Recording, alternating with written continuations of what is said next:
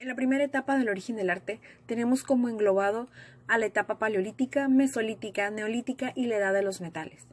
El origen del arte se sitúa a partir del Paleolítico, durante la Edad de Piedra. Se han encontrado recientemente hallazgos mucho más antiguos al Homo sapiens de hace 40.000 años atrás, que muestran que el arte es un fenómeno universal y que el neandertal pudo haberlo comenzado. Se está de acuerdo también en que el arte de la prehistoria era instrumental y se creaba con unas funciones concretas. La dificultad radica en descubrir cuál es el verdadero significado o utilidad, pues aunque existen diversas hipótesis sobre el origen del arte, rituales chamánicos, totémicos, simbolismo religioso, magia propiciatoria, aún no se puede decir con toda certeza de a qué categoría específica pertenecen estos objetos.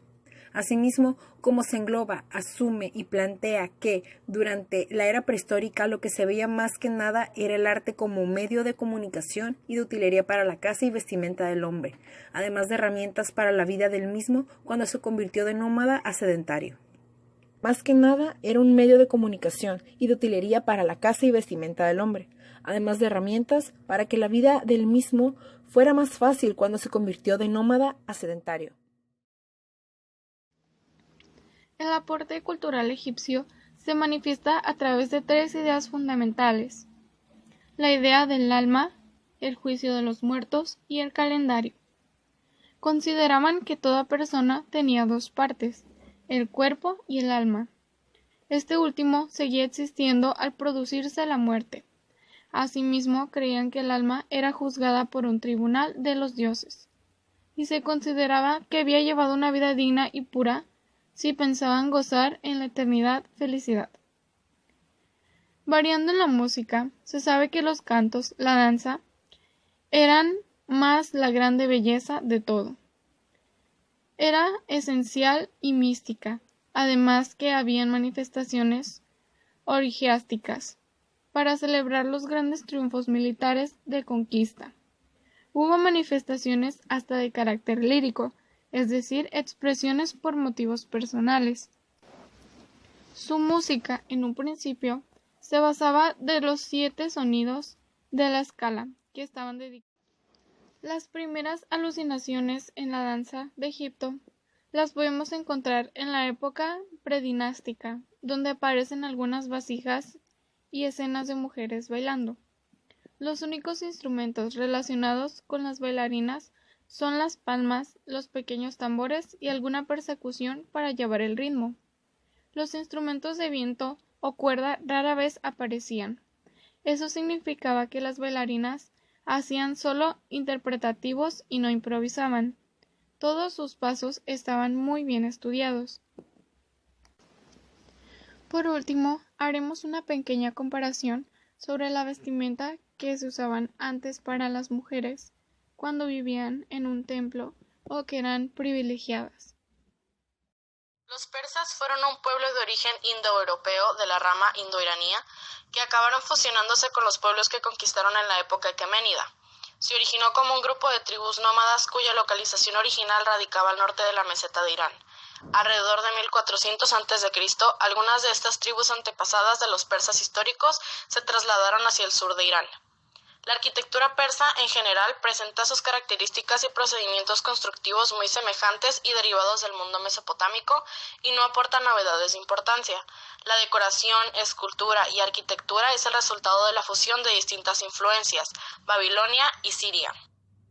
La cultura medo-persa, como heredera de la asiria, continuó las formas y procedimientos de esta, aunque añadiéndoles mayor atildamiento y más tendencia a la imitación del natural, con cierto esmero y amaneramiento en el plegado de paños.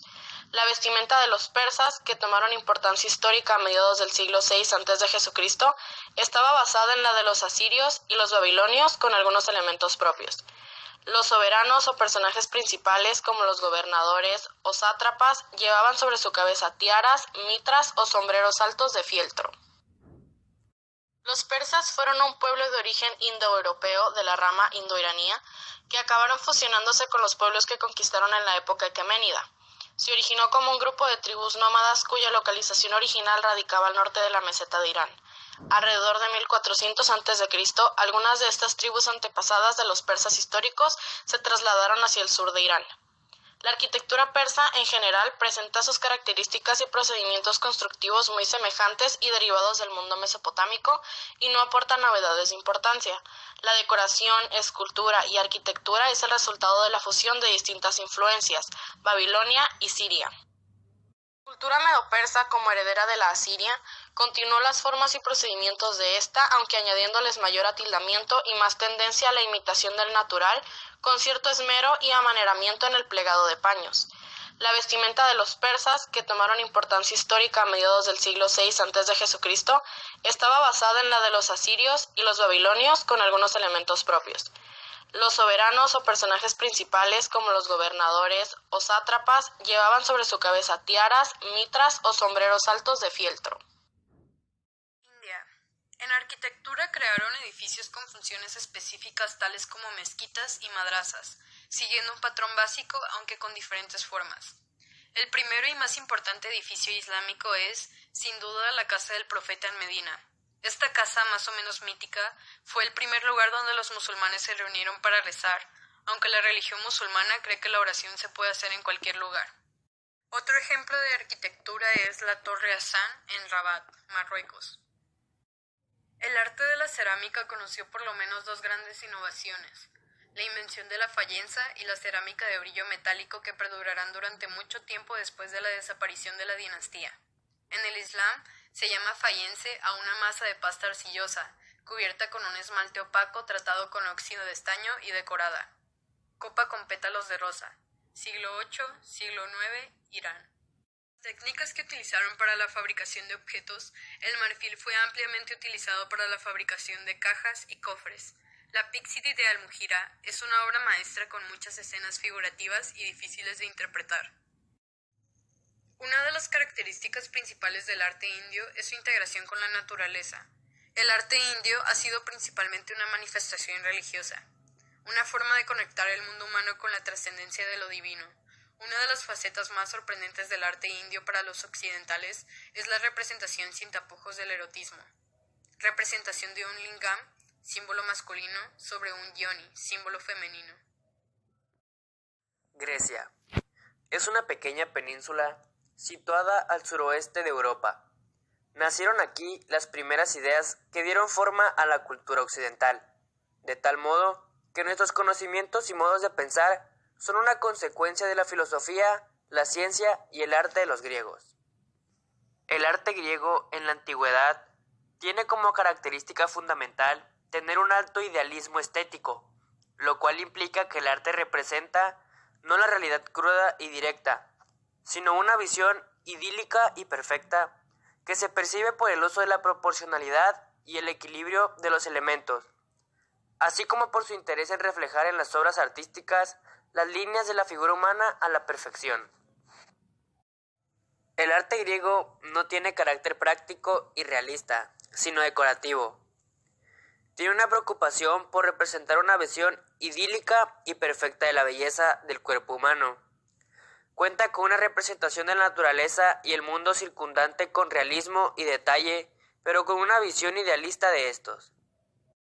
Este arte griego no busca ser instrumento de propaganda, sino solo vehículo de placer estético.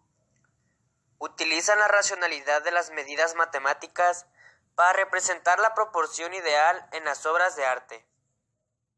Roma, antiguo imperio que se caracterizó por ser centralista, generando así uniformidad en su arte, además de ser influenciado también por el arte griego.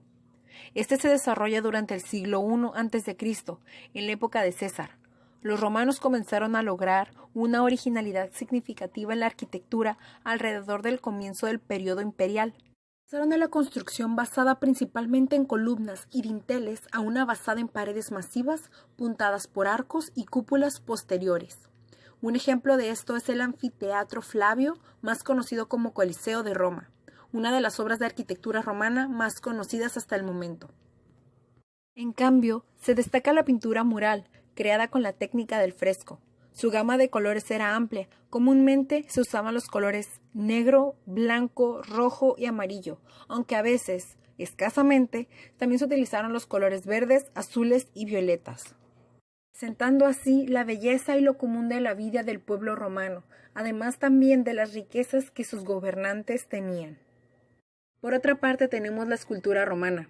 Se desarrolló en toda la zona este del país con influencia griega, con su foco central en la metrópolis entre los siglos 6 a.C. y 5 después de Cristo.